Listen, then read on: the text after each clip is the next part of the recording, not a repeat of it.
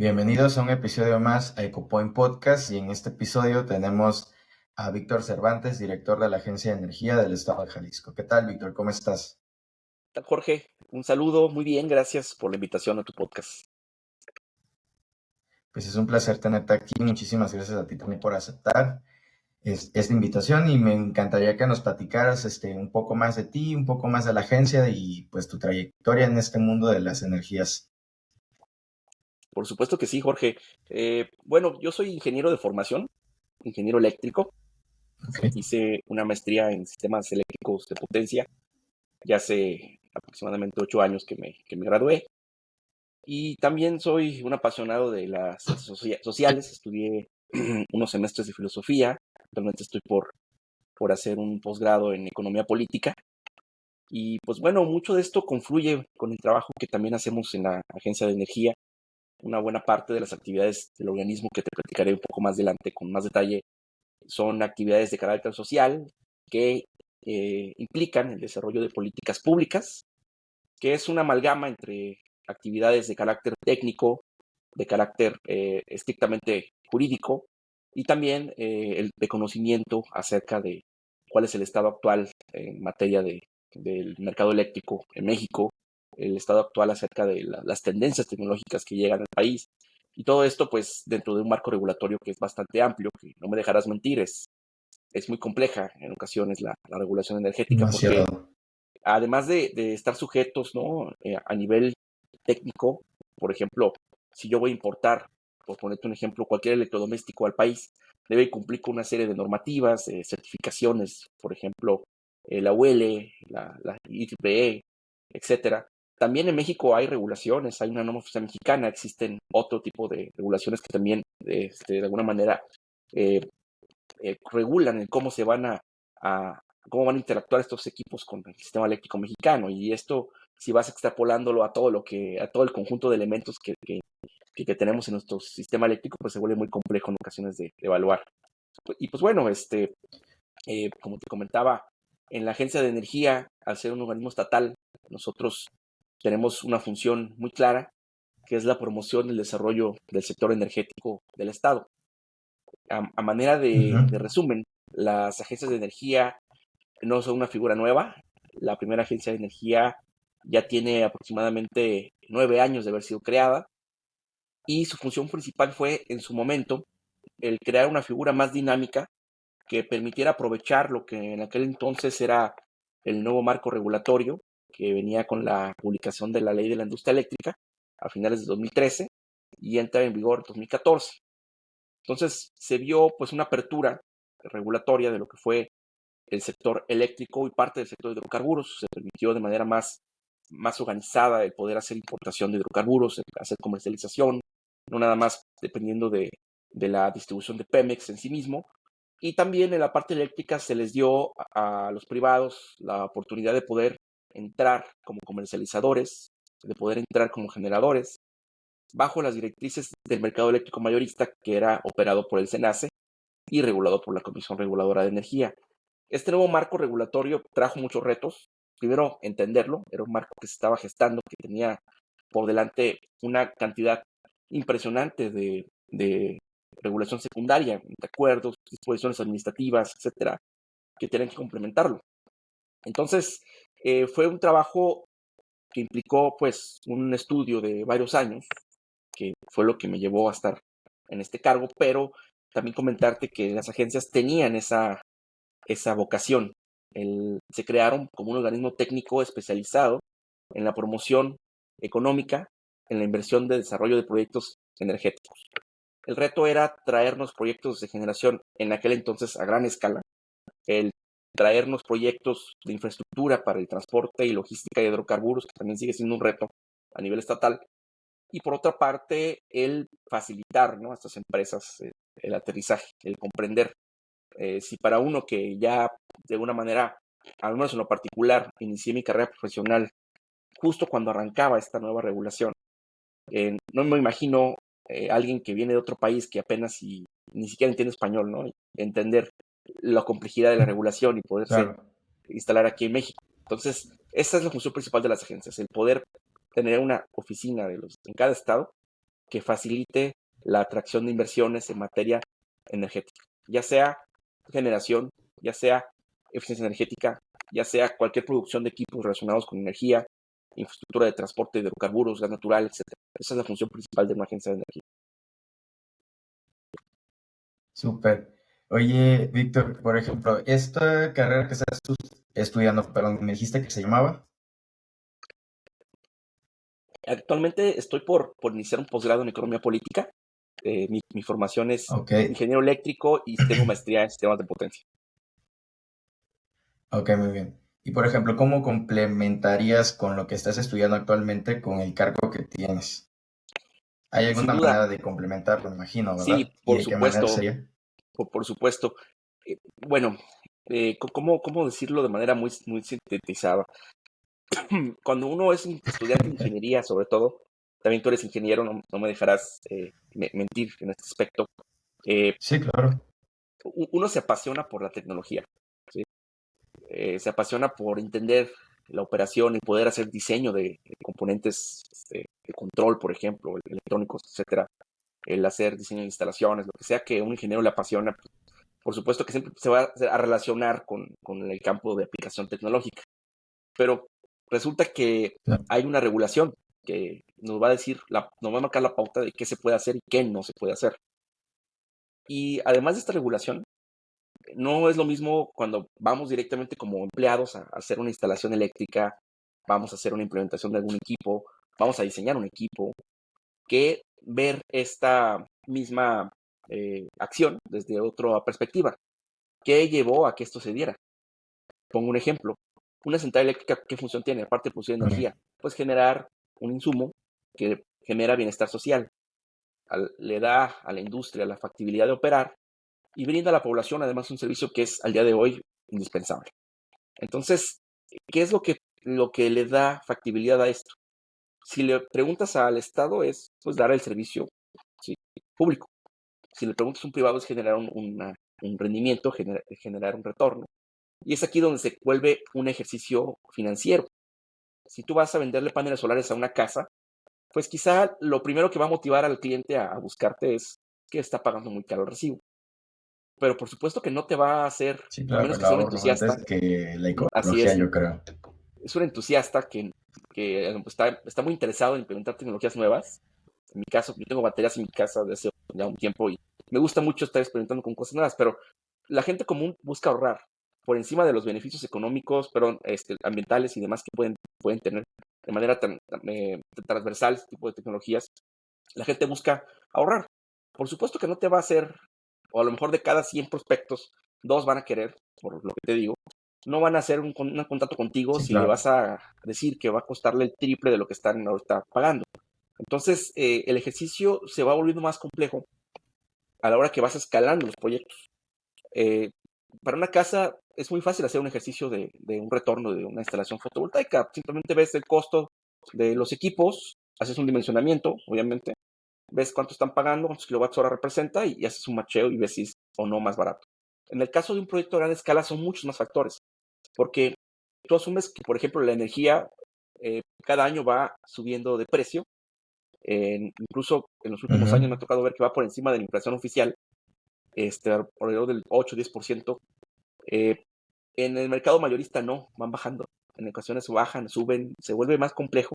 Entonces es un ejercicio económico de mucha precisión y también el entender todas las externalidades que implica el proyecto, porque también se venden otro tipo de servicios, no nada más la energía eléctrica como tal.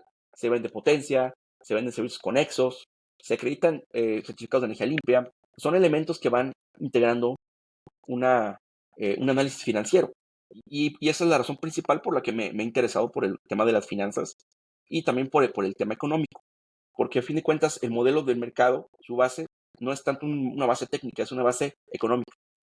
Es un mercado que está basado en un sistema de precios marginales que corresponden a hacer evaluaciones de oferta y demanda cada hora para poder definir el criterio de despacho. Entonces, aquí es donde ya empieza como que a unirse varios ámbitos. Si nos vamos a la parte regulatoria, hay una cuestión jurídica muy importante ahí, que también a un ingeniero, creo yo, le es fundamental entender. desde la instalación eléctrica, que hay una norma que la regula, hasta eh, la figura con la que vas a entrar al mercado, el cómo vas a operar, los criterios con los que vas a operar, y el entender qué es lo que tienes como derecho ganado y qué es lo que no te pueden quitar, que es lo que ha pasado mucho este sexenio. Claro. Entonces, aquí es donde se empieza a volver una cuestión también jurídica, una cuestión económica, y se va haciendo más diverso todo el scope, que inicialmente arrancó con la idea de ser ingeniero para poderse dedicar a hacer diseño de equipos, instalaciones, etcétera, ¿no? Claro, y que no todos los ingenieros entienden de esa parte, sobre todo, ¿no? Que es como que lo que platicábamos la vez pasada, que yo, bueno, no voy a tocar ese tema, pero creo que sí es muy importante porque al menos, bueno, en la cuestión jurídica yo creo que no todos tienen como esa información y ni ese expertise de investigar y ver qué más pasa si le mueves aquí y allá, ¿no? Y al final de cuentas, cuando no se tiene toda esta información, pues es donde suceden las cosas raras. Entonces yo creo que, bueno, por ahí iría esta cosa, ¿no? Como profesionalizarnos o asesorarnos de una manera un poco más completa. Víctor, y en este tiempo que has estado como director de la Agencia de Energía, ¿cuál ha sido el reto más grande del que te has encargado? Han sido varios retos. Cuando inicié en la agencia, ya llevo aquí casi 7 años, pues era Okay. darle una... En aquel tiempo estábamos finalizando la pasada administración del gobernador Aristóteles.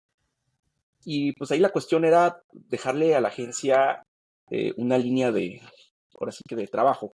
Te comento, la agencia nace sectorizada a otra secretaría que no es economía, se sectorizó a la Secretaría de Innovación. Y muchas funciones de la agencia todavía tenían un enfoque académico. Y ahí fue donde, pues, era muy claro que el enfoque que debería de darse la agencia debería ser económico. Y era como perfilar el por qué tenía que ser económico y no académico. Se hicieron ahí varias sesiones y arrancando esta administración, que ya está por concluir el gobernador Alfaro, eh, se dejó muy claro que el enfoque que se le iba a dar a la agencia era un enfoque económico con miras a poder generar una estructura que permitiera facilitar atracción de inversiones. Y fue cuando se crea lo que es la iniciativa del Plan de Energía, en 2019. Este Plan de Energía, con todas las buenas intenciones, se empieza a gestar. Se hacen incluso mesas de trabajo con todas las áreas académicas de la sociedad civil, empresariales, expertos en el tema energético a nivel local y a nivel nacional, con la finalidad de conocer cuáles iban a ser los elementos que iban a componer los módulos de este plan.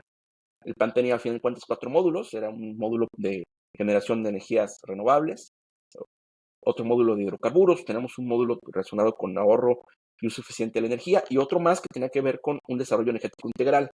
Era cómo confabulaban estos módulos en acciones que tenían que ver con un impacto social. Eh, el plan se hizo después de muchos meses y lamentablemente llegó la pandemia. Nos dimos cuenta que el gobierno federal tenía otra estrategia energética. Si bien es cierto, no hubo un cambio eh, de base, hasta el día de hoy no ha habido, de lo que fue en su momento la reforma energética del 2013. El hecho de que se declararan, ahora sí que en pandemia, los organismos responsables de recibir solicitudes y atenderlas, pues generó un rezago importante a la hora de expedir permisos, de hacer procedimientos de interconexión, de desarrollo de proyectos, etcétera. Entonces, esto, sin duda alguna, desincentivó la inversión. Al no haber certeza regulatoria, un país pierde además calificación. México actualmente está en riesgo regulatorio. Si tú quieres un crédito internacional para hacer un proyecto en México en energía, te lo van a cobrar una tasa de casi 20%, cuando antes estaba en el 4 o 5%. Entonces, eso le quita competitividad al país.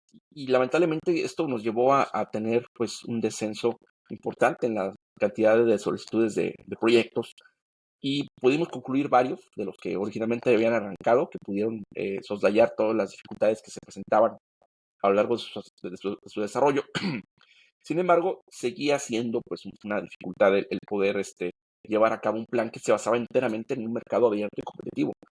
Ahí fue donde decidimos el hacer una reestructuración del plan original En el 21 lanzamos una segunda parte de estas iniciativas que tienen más que ver con cuestiones que sí podíamos como Estado promover, como lo es la generación distribuida, como lo es la eficiencia energética, que es fundamental, al igual de importante que la generación renovable en temas de descarbonización, y también promover buenas prácticas en el sector, la profesionalización del sector, promover el uso de tecnologías que son el día de hoy emergentes todavía y que ya están presentando muchos beneficios a la industria y también a nivel, a nivel doméstico, perdón.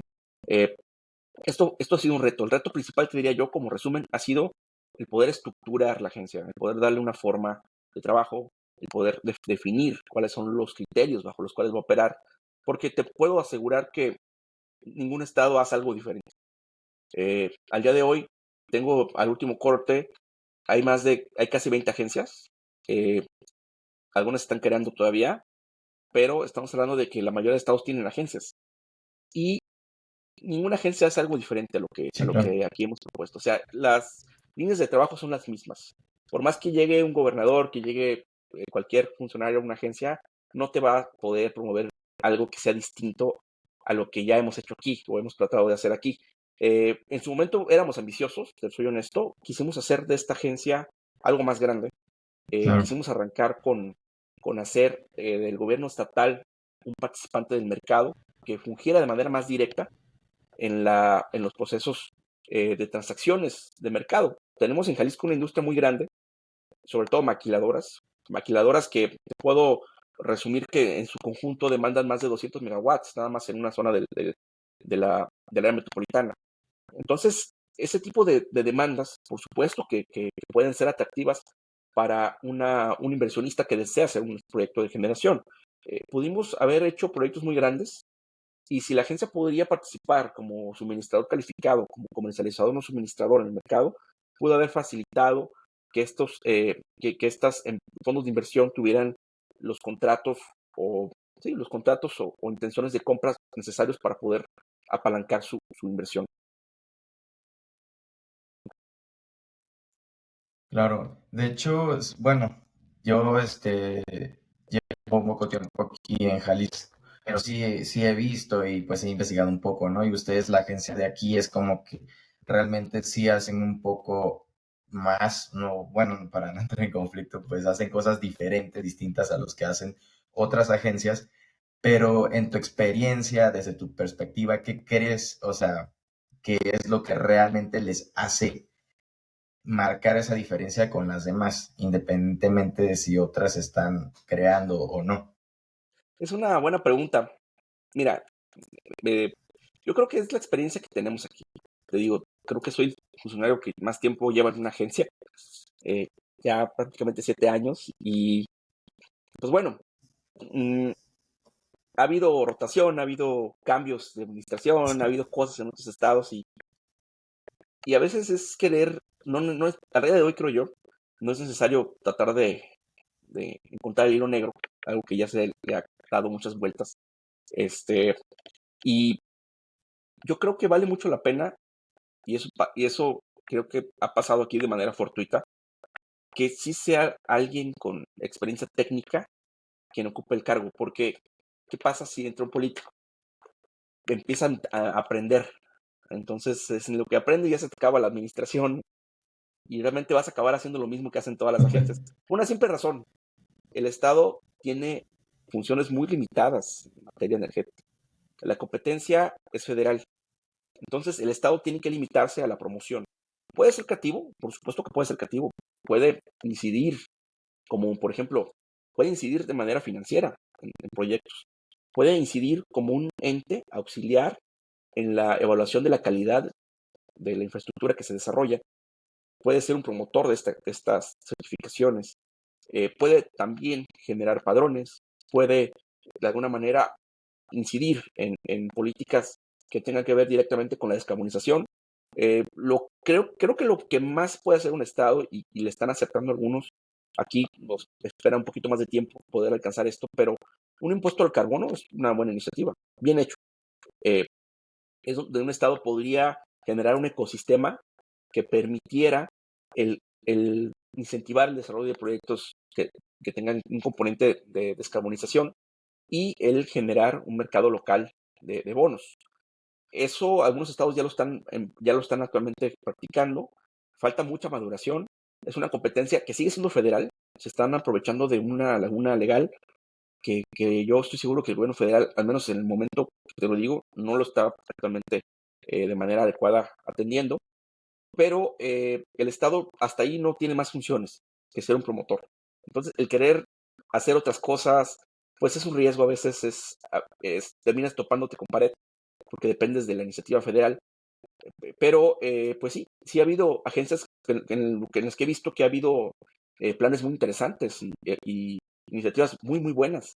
Algunas han funcionado, otras han terminado estancadas, pero yo creo que sería básicamente eso, la experiencia más que nada, lo que le define que tengamos una, una serie de iniciativas un poco diferentes a otras agencias que llevan apenas un año o dos de haber sido creadas.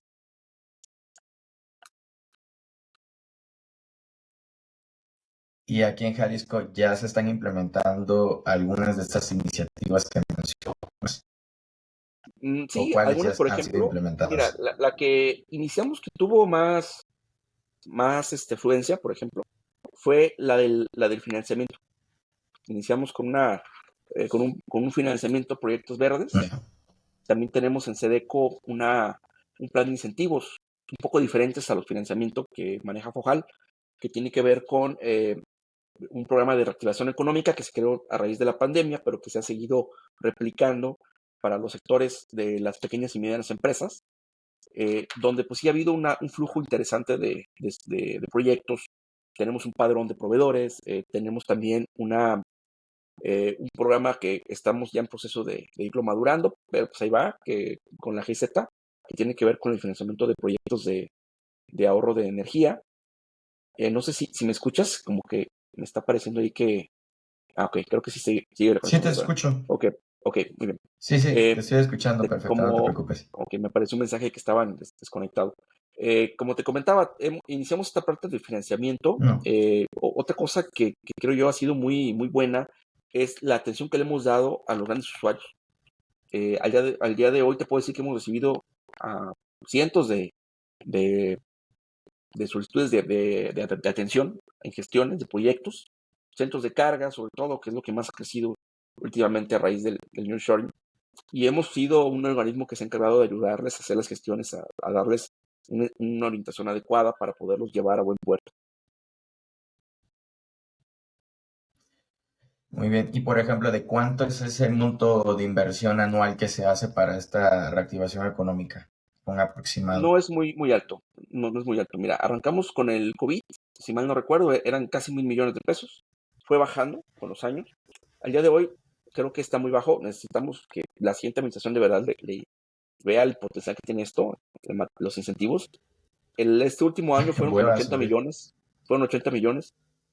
Te digo, yo creo que se necesita concientizar la importancia que tiene la, el incentivar el desarrollo económico como una iniciativa eh, integral que permite generar empleos, bienestar, atraer inversiones. A veces las industrias, por una pequeña diferencia, que ni siquiera llega a ser dinero, con que tengas mejor atención con ellos, con que les generes esa confianza como funcionario, es más que suficiente para que decidan quedarse en el Estado. Sí, claro. Más que te voy a dar un terreno, te voy a dar X dinero. O sea, es una cuestión a veces meramente de trato. Sí, realmente. Yo pienso que es más como que pues, la experiencia, el sabor de boca que se lleven de aquí, de Jalisco, por así decirlo, en este caso. Víctor, bueno, ya para ir culminando con esto, porque está muy, muy bueno todo lo que estás compartiendo, hay dos preguntas que me encantaría hacerte. Este, una creo que es muy importante como para poder compartir con algunos instaladores, EPCistas, empresarios que quieran meterse a este proyecto de energías verdes con los financiamientos. ¿Dónde pueden ellos encontrar esta información?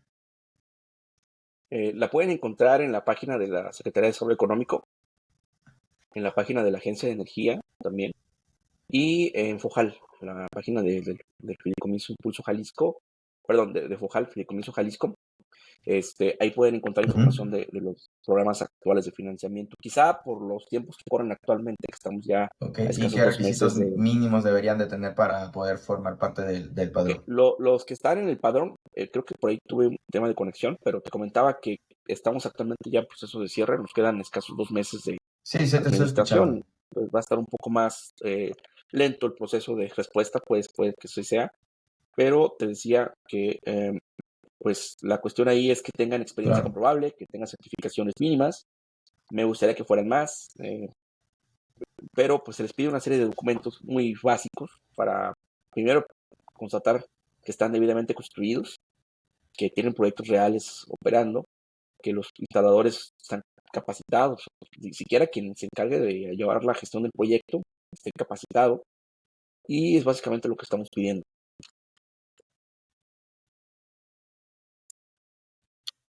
Está muy bien, ¿no? Esto es como para asegurar el profesionalismo de cada proyecto que se vaya ejecutando.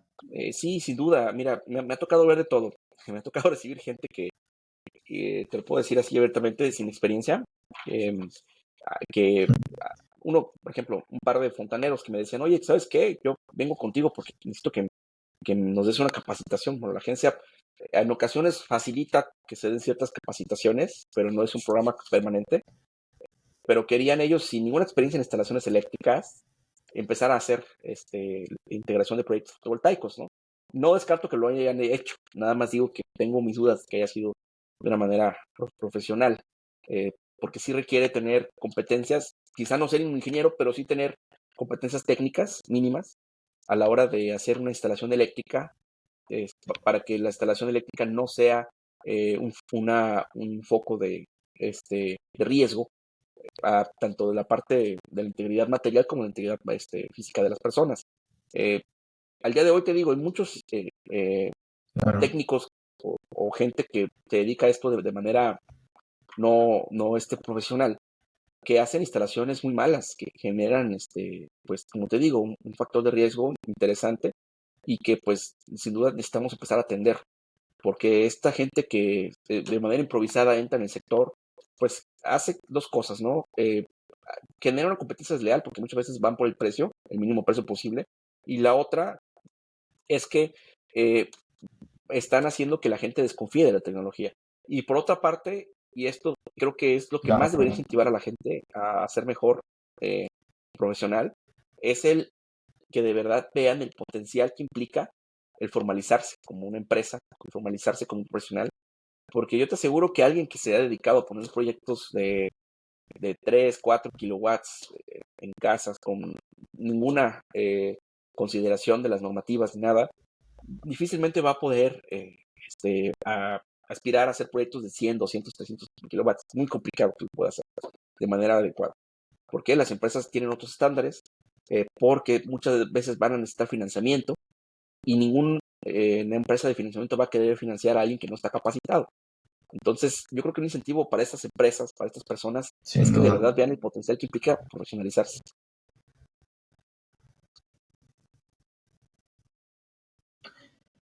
Muy interesante esto que acabas de mencionar. Yo creo que es demasiado importante. Como última pregunta, bueno, tengo una más de las que uno de los Las seguidores que hizo, gustes. pero eso lo vamos a dejar para el final. Muy bien. Este, Muchas gracias, Víctor. Por ejemplo, a mí me encantaría que pudieras compartir un consejo para todos los jóvenes que vienen y que están interesados en profesionalizarse en el mundo de las energías renovables o energía en general. ¿Qué consejo le das? O, permíteme,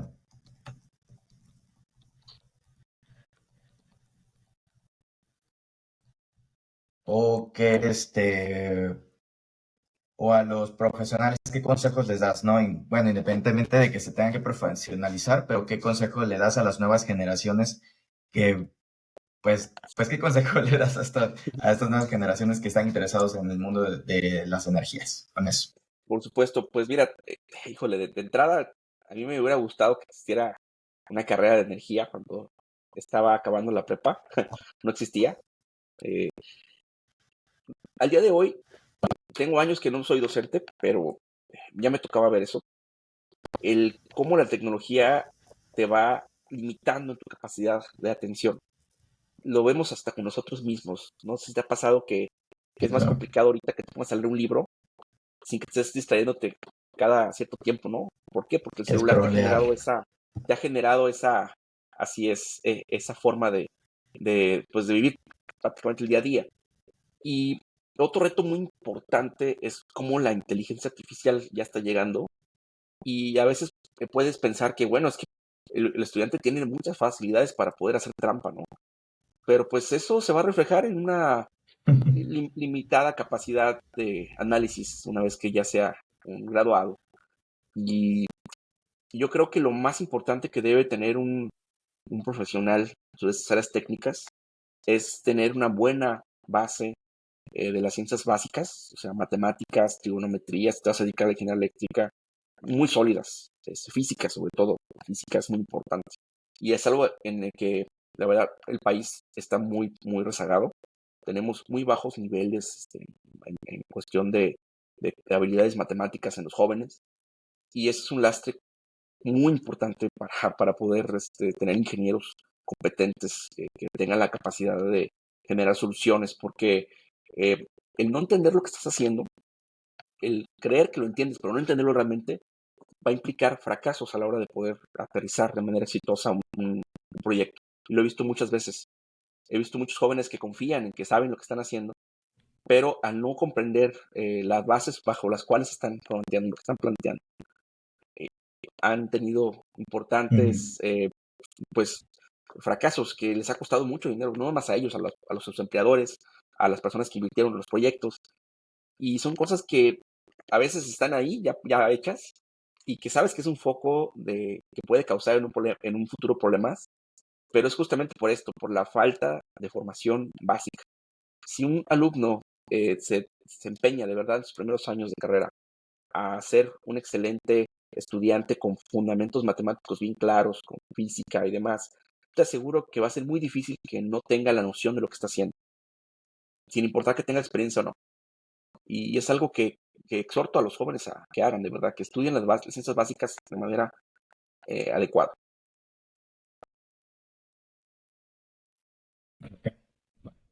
Una de las preguntas que nos hicieron, la única en ese momento, fue Ajá. que, ah, ¿qué es lo que te ha orillado o apasionado a estar en el sector energético?